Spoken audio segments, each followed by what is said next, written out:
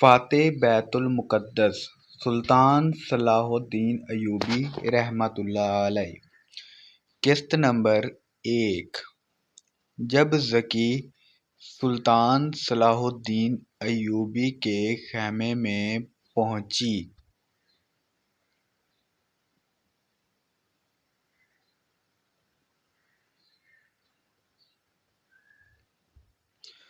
تم پرندوں سے دل بہلایا کرو، سپاہ گوری اس انسان کے لیے خطرناک کھیل ہے جو عورت اور شراب کا دل دادا ہو۔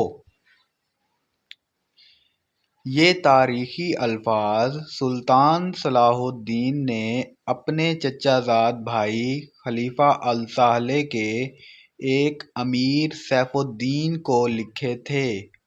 ان دونوں نے صلیبیوں کو در پر مدد زراعت جواہرات کا لالچ دیا اور صلاح الدین ایوبی کو شکست دینے کی سازش کی۔ امیر سیف الدین اپنا مال و متاع چھوڑ کر بھاگا۔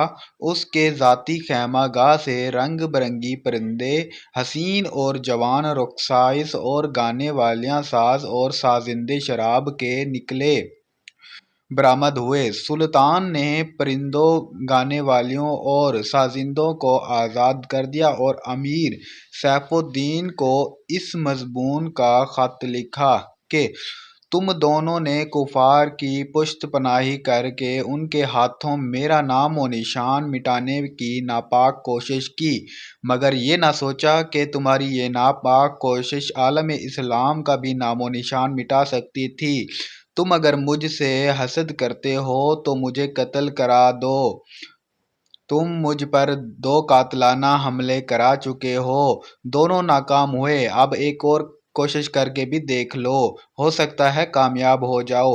اگر تم مجھے یقین دلا دو کہ اگر میرا سر میرے تن سے جدا ہو جائے تو اسلام اور زیادہ سال بلند رہے گا تو رب کعبہ کی قسم میں اپنا سر تمہاری تلوار سے کٹوا دوں گا اور تمہارے قدموں میں رکھنے کی وصیت کروں گا۔ میں صرف تمہیں یہ بتا دینا چاہتا ہوں کہ کوئی غیر مسلم مسلمان کا دوست ہو ہی نہیں سکتا۔ تاریخ تمہارے سامنے ہے، اپنا ماضی دیکھو۔ شاہ فرینک اور ریمانڈ جیسے اسلام دشمن تمہارے دوست اس لیے ہیں کہ تم نے انہیں مسلمانوں کے خلاف جنگ میں اترنے کی شہ مدد دی ہے۔ اگر وہ کامیاب ہو جاتے تو ان کا اگلا شکار تم ہوتے اور اس کے بعد ان کا یہ خواب بھی پورا ہو جاتا کہ اسلام صفحہ ہستی سے مٹ جائے۔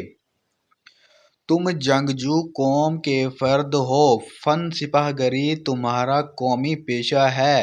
ہر مسلمان اللہ کا سپاہی ہے، مگر ایمان اور کردار تمہاری شرط ہے۔ تم پرندوں سے دل بہلایا کرو، سپاہ گری اس انسان کے لیے ایک خطرناک کھیل ہے جو عورت اور شراب کا دل دادا ہو۔ میں تم سے درخواست کرتا ہوں کہ میرے ساتھ تعاون کرو اور میرے ساتھ جہاد میں شریک ہو جاؤ۔ اگر یہ نہیں کر سکو تو میری مخالفت سے باز آ جاؤ، میں تمہیں کوئی سزا نہیں دوں گا۔ اللہ تمہارے گناہ معاف کرے۔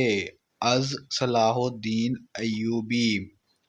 ایک یورپی مورخ لین پول لکھتا ہے کہ صلاح الدین کے ہاتھوں جو مال غنیمت لگا اس کا کوئی حساب نہیں تھا۔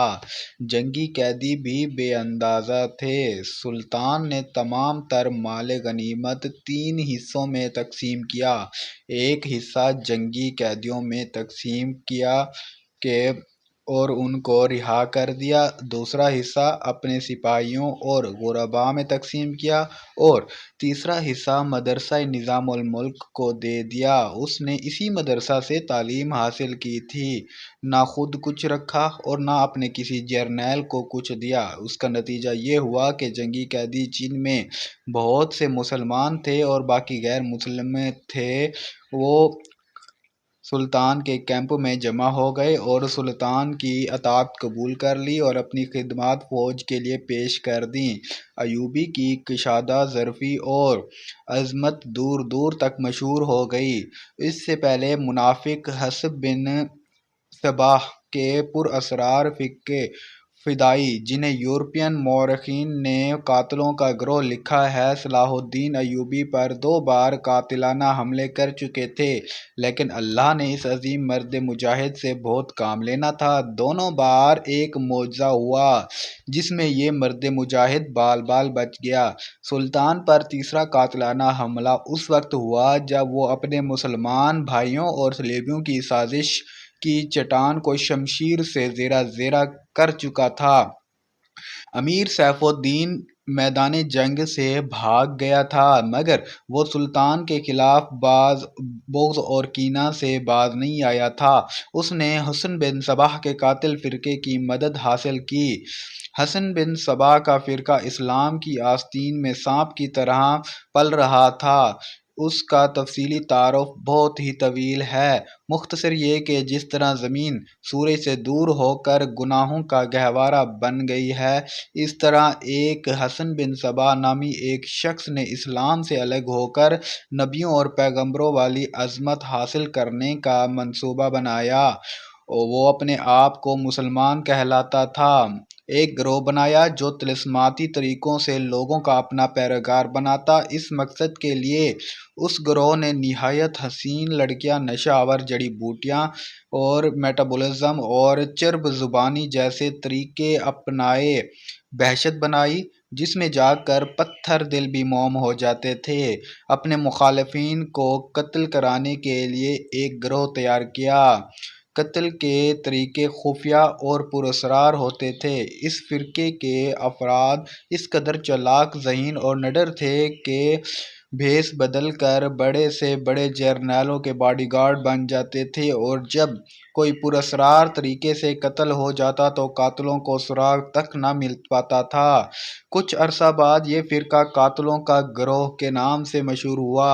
یہ لوگ سیاسی قتل کے ماہر تھے، زہر بھی دیا کرتے تو حسین لڑکیوں کے ہاتھوں شراب میں دیا جاتا۔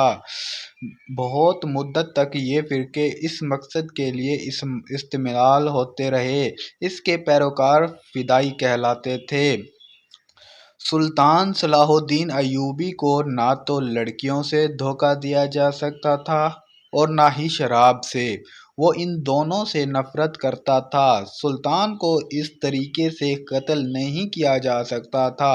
اس کو قتل کرنے کا یہی ایک طریقہ تھا کہ اس پر قاتلانہ حملہ کیا جائے۔ اس کے محافظوں کی موجودگی میں اس پر حملہ نہیں کیا جا سکتا تھا۔